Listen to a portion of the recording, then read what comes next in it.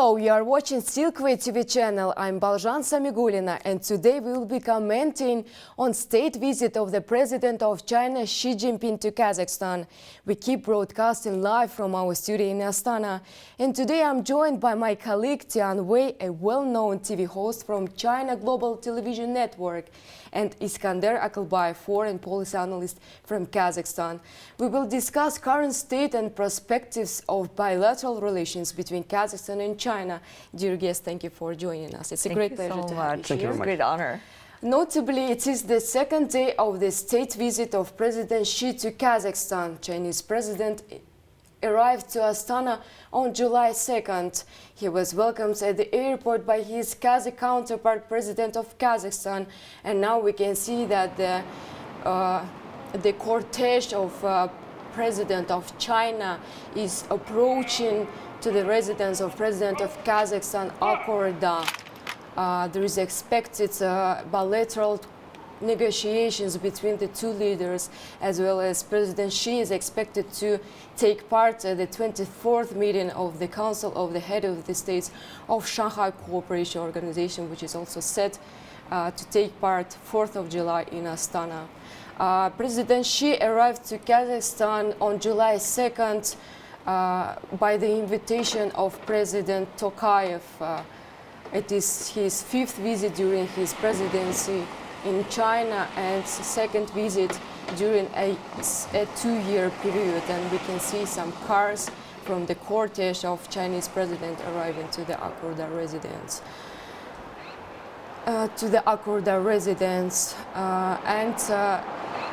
As all other past meetings showed us, the meetings are always plentiful for agreements and always boost the trade and political economic ties between the two countries. And now we can see that the car is approaching the Akorda residence of the cortege of Chinese President Xi Jinping. And there are delegations from both sides, from Kazakhstan and China, meeting each other, and we can see the President of China, Xi Jinping, going upstairs to the residence of President of Kazakhstan, surrounded by his colleagues from China. And we expect some major agreements between the two parties to be held and to be concluded at the result of this visit. And we can see the two leaders now looking to the cameras and meeting and greeting each other. And now I would like to address the question to my colleague Tian Wei. What would you say on the ceremony at the Akorda residence? We know that it's not the first time when you are witnessing the visit of Xi Jinping overseas. Oh, this is a tremendous. If you look at the two presidents, so friendly and warmly greeted one another, walking up the stairs with the very unique blue carpet, shall I say, from Kazakhstan. And Mr. President from Kazakhstan come to the stairs himself to greet the Chinese president. I think all of this shows great sincerity. Yes, and that's an exceptional part, because usually President Tokayev meets his counterparts inside of the residence, not outside. And this is the important element. And now we can hear the orchestra playing in the ceremony hall.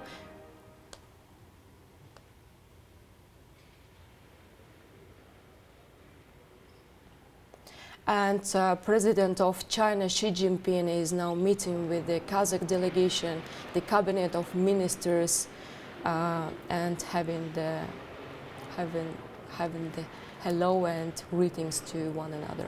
Here is Minister of Higher Education, Sayasat Nurgibek, and Minister of Energy, Almasadam Satkaliyev, and others, as well as Minister of Information, Aida Balayeva. Many of them have seen each other for quite a few times. After all, this is already the fifth visit by the Chinese president to Kazakhstan.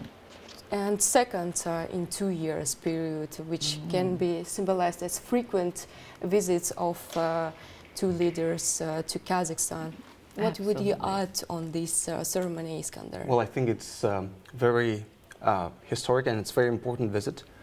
It's a state visit, and it shows that the Chinese-Kazakhstan relations are growing, not only in political terms, but at the same time in economic terms. China is now recognized as a leading investor and economic trade partner between Kazakhstan, for Kazakhstan. At the same time, if you look at the Chinese investment to Central Asia region overall, 88% within this BRI, Belt and Road initiatives, comes to Kazakhstan, and it shows that Kazakhstan is certainly ready and willing to expand and explore different avenues for cooperation in many different sectors, stemming from the traditional sectors of infrastructure, energy security, energy relations, but at the same time there is so much potential in Chinese market, specifically in the e-commerce, innovations, startup community. So I think it's a great potential.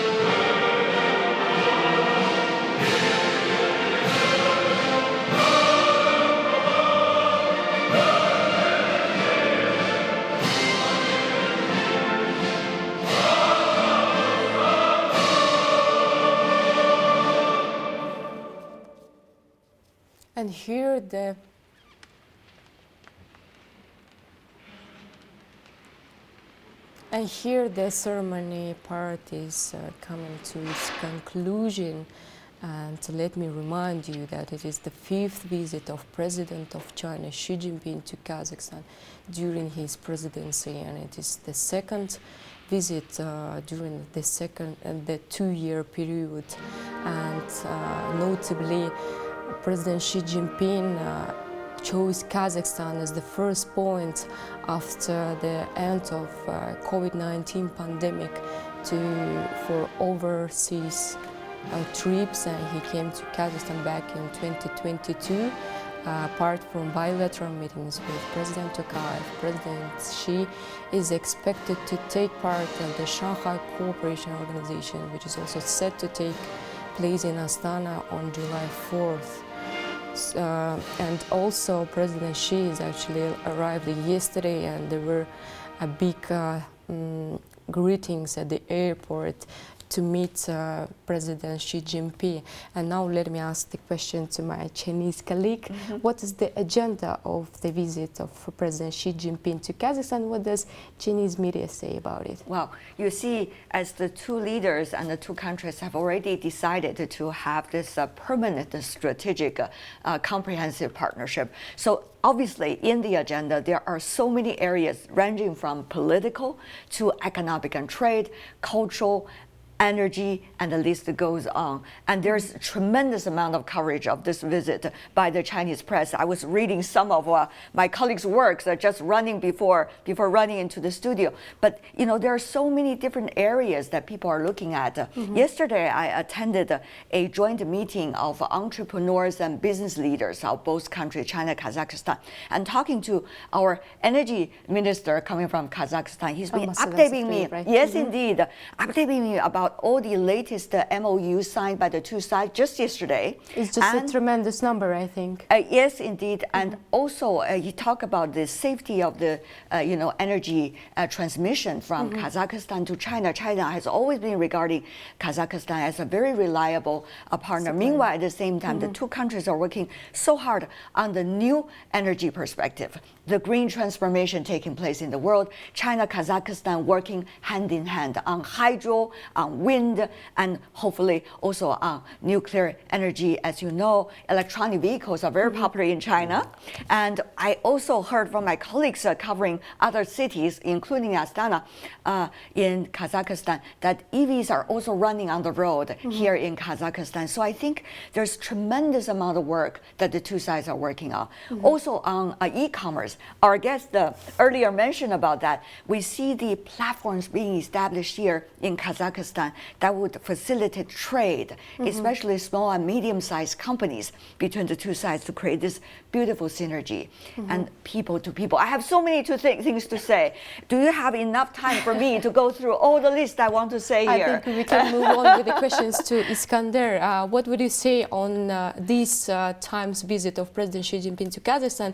What does it reflect, and how does it reflect the current state of Kazakhstan-China relations so far? Well, I think, as it was rightly mentioned, China is one of the biggest markets in the world in general sense, and it happened that we are neighbors. So for us, it's a big opportunity to explore different avenues to work and engage with China in many, many fronts. It was rightly mentioned that there are different levels of cooperation that can be upgraded. But at the same time, I think the people-to-people approach is very much important because people bring business to Kazakhstan and to China. So I think this is one where education, human capital exchange, culture, movies, cinemas, at the same time as a TV hosts, media companies can engage in exchange new ideas and projects. So I think this is a showcase how we can cooperate.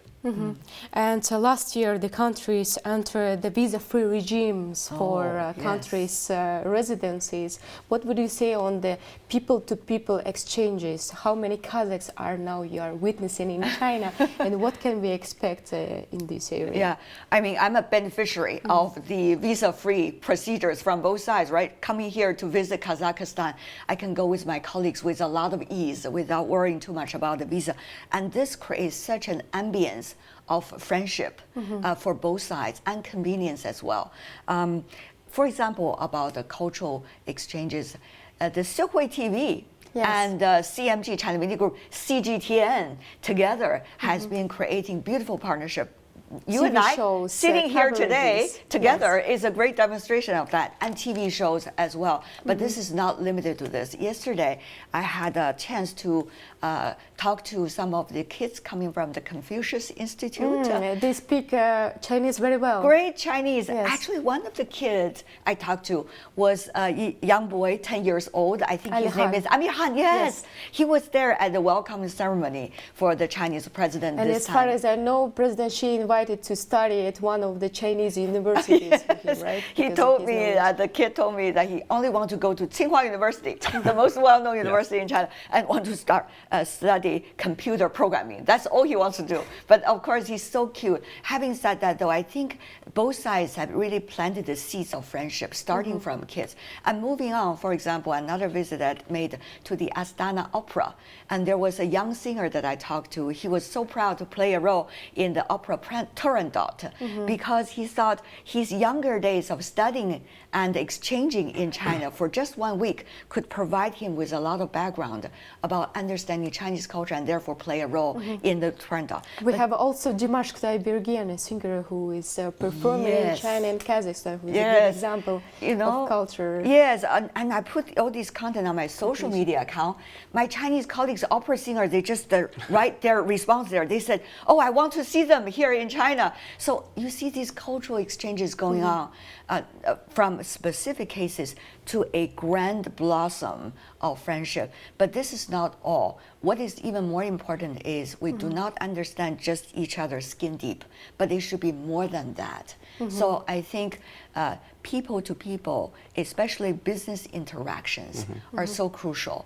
And I know our colleague Iskander been working so hard on that, especially about the new productive forces on a lot of these areas. Okay, let's stop on this point. Trade has been always one of the focus areas between Kazakhstan and China, and last year the trade turnover reached $41 billion, which is a record number by now. And the countries also aim to even boost up to $100 billion this year. What can you say in this regard? What exactly sectors can benefit in trade as the result of this visit? Well, first of all, it gives you a clear political will from both sides that there is a great opportunity to work together. And I think this is one of the biggest showcases for the region at all, for the Eurasian region in general sense. At the same time, I think China is one of the leading powers in the sphere of innovation in general sense, at artificial intelligence, at the e-commerce, and the electrical vehicles.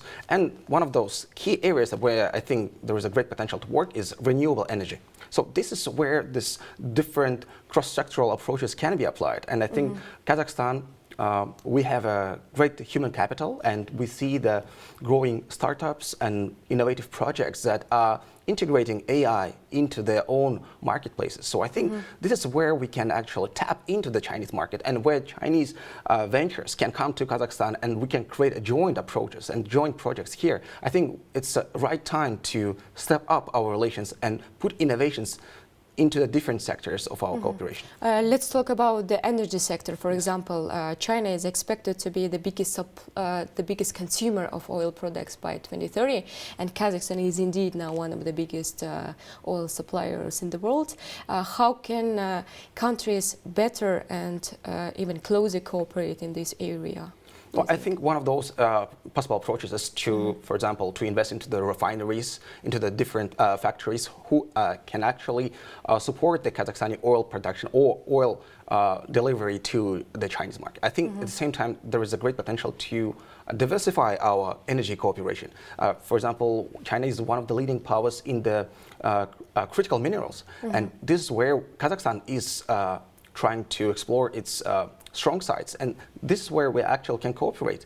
It takes a lot of expert work, a lot of business calculations, but at the same time, when it's a win-win approach and when there is a political will, the state visit is a bigger showcase of that. So what is necessary to do is just to step up, make a few other steps towards our joint approach, and that's all.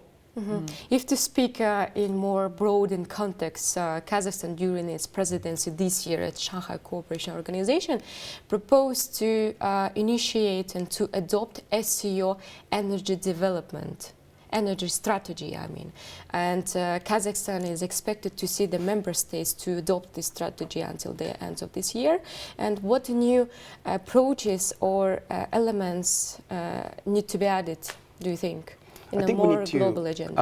On the global agenda, you see that the supply chain mechanism has been changing very fast, and there's a disruptive elements all around the world. We are living in the time of global polycrisis, where the old threats and new threats are coming together. So this is where we actually need to focus on the joint roadmaps, clear mechanisms how we actually can work in a time of trying times. I think this is what President Xi actually mentioned in his article, focusing on the 4 points and 4 aspects where Kazakhstan and China, and one of the elements is solidarity in the trying times. I think this is where this roadmap can come, because this time we're living in is not easy, but together with the friendly and cooperative and productive neighbors like China, a great power, we can work and move together. Mutually beneficial and mutual success. Yes. I think that has been so well illustrated by the leaders of both sides. And by the way, this high level, shall I say, top leadership diplomacy Highest level, I would say, yes. really help all of us to, as our friend said, move all the sectors to the front line. And all we need to do is to step up, think about good ideas, and think about ways to implement them. There's enough political momentum. And this set a great example, in fact, prior to the SCO summit we're witnessing later in Astana, that we are providing a multilateral platform with which new ideas and also mutual respect will be demonstrated. And it can be a good example for all the others in a fragmented world. Because now people are struggling with, you know, who should I work with? Who should I trust at all? And are they reliable? So I guess what we are doing here today is not just a state visit, as have already taken place several times in history, but rather how can we work with one another in a reliable way for our common future. My colleague mentioned several times about the energy transition and also the new technologies. We see in China, there's also high quality growth that has been the priority of the country's economy. So meanwhile, Kazakhstan is such a rising star in the Central Asia and also Eastern European region. By the way, yesterday I just had a visit to an interview with the governor of AIFC, Astana International Financial Center, and Mr. Governor was briefing me about all these wonderful cooperation in high tech, in green, Yes, for example. they're actually putting the AI policy Also towards together. the cards, So this shows we are already working together, not only just for bilaterally, but also for the region and beyond. And by the way, there's another issue that we really need to touch on, which is infrastructure. I mean, the Silk Road economic belt, Logistics, right? right. Indeed, it was born here when Chinese president visited Kazakhstan. 11 years later, we see how that Belt and Road Initiative has been blossoming, together with all the contributions of countries along the Belt and Road. Kazakhstan is a big player in that. Important hub of the middle corridor, as they say. Let me refer the question about the logistics sector to Iskander. Yes. So we have a middle corridor, which is a Trans-Caspian international transport route, in which Kazakhstan and China play important role, as well as Belt and Road Initiative, which was first actually initiated here back in 2013 by President Xi. And what can countries do more in order to boost the number of cargo this year and upcoming years? We have already some ports which are working together. Well, it has been mentioned several times that we need to focus on infrastructure. I think here is a very much key point, specifically linked to logistics. When we're talking about the transfer and delivery, it's also about the scope and the quality of the transport routes. And that's where we actually can improve first of all, the standards of cooperation. I mean, timing, the levels of containers, for example. So I'm speaking about the business standards that we need to focus on. By focusing on that, we can actually upgrade our cooperation and increase the level of the number of goods passing through the Kazakhstan. But at the same time, I think in order to increase the quality of the goods, we need to create infrastructure alongside those roads. Because it's where the real business, small and medium enterprises can benefit from as well.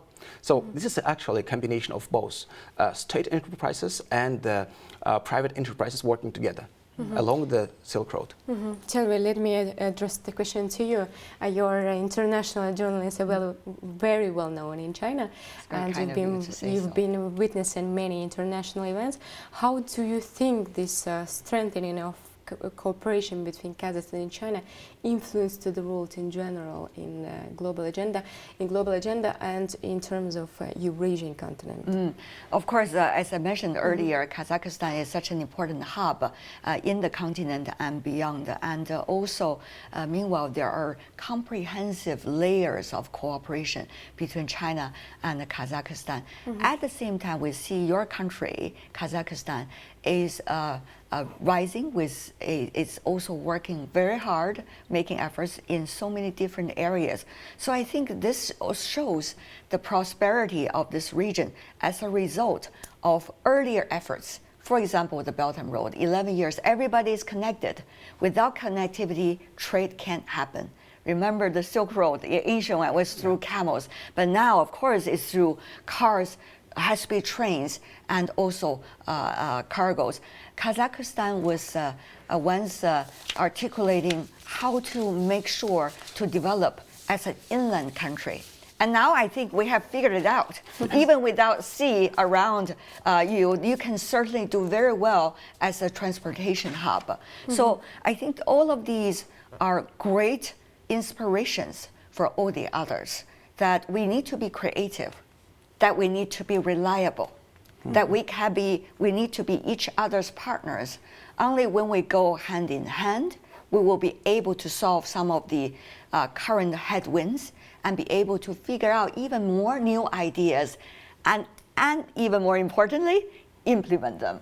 We see a lot of ideas flying around in the world these days. Make them into practice, yes. That's right, and benefit the people. The people is at the center of all of this, not only in China, in Kazakhstan, and also in the region. They deserve it. Let us sum up our broadcasting, Iskander. What are the main agreements between two sides during 32 years of diplomatic relations? Can you highlight? Well, there are much more. It's very difficult to count, but I think where Kazakhstan and China have came to one of the keystone agreements, certainly it's after the independence we agreed on our borders. And that is a showcase of the promising and the friendly neighborhood that we have. The second, certainly, it's agreements within the energy sector. Certainly, Kazakhstan welcomed the Chinese biggest companies to invest and explore the Kazakhstani like energy, oil and gas sector. Another one, certainly, what I feel is agriculture. And finally, maybe the most promising one is when we mentioned about people to people, is about the university exchange, and the future 21st century agenda is AI innovations. This is where we are heading, and this is what we need to be ready for. Thank you very much, dear guests, for joining me today, and thank you for your help on commenting of the state visit of President Xi Jinping to Kazakhstan. And today I was joined by political analyst Iskander Akalbayev and CGTN TV host Tianwei.